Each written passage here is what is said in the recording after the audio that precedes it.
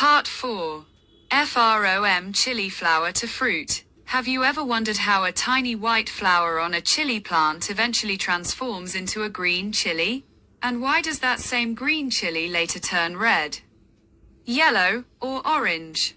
In today's video, we are going to explore the fascinating journey of a Capsicum annuum flower, from flower to fruit and from green to ripe chili. So, let's begin. When a chili flower opens, an amazing process begins. The flower contains the reproductive parts of the plant, including the stamens, anthers, stigma, style, and ovary. The anthers produce pollen grains.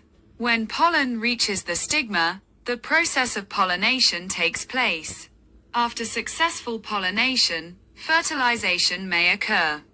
And this is where the real transformation begins. The ovary, which is present at the base of the flower, gradually develops into the chili fruit. At the same time, the ovules inside the ovary develop into seeds. So, the next time you see a small chili growing where a flower once was, remember that this tiny fruit began its journey inside that beautiful little flower. But here's something fascinating. Not every flower successfully develops into a fruit.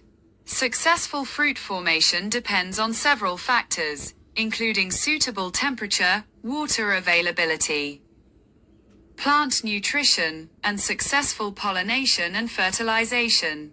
If conditions are unfavorable, the flower may drop before a fruit develops.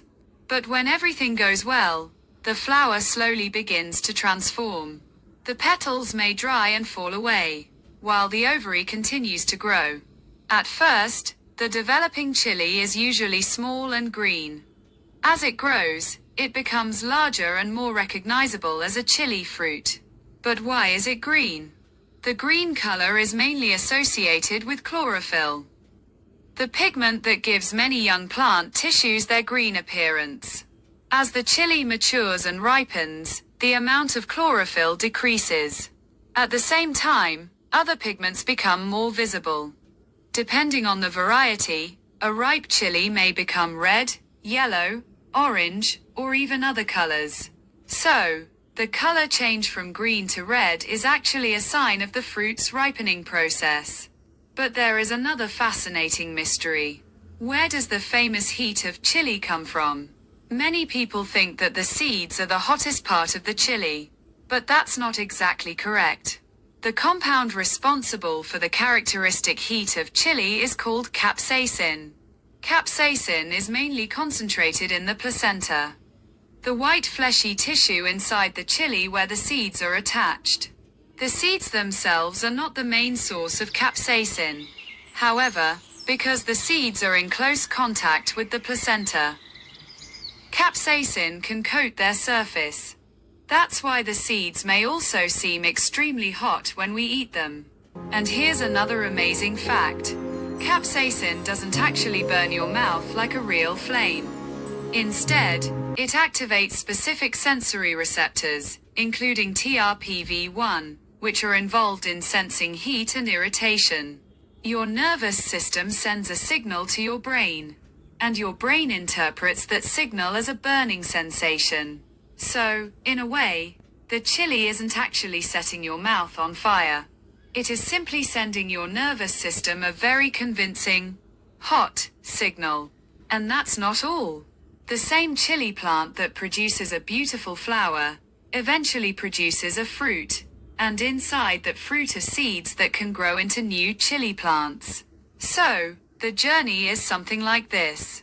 Flower pollination, fertilization, fruit development, green chili, ripe chili, seeds for the next generation. Isn't that incredible? A tiny flower can be the beginning of an entirely new generation of chili plants.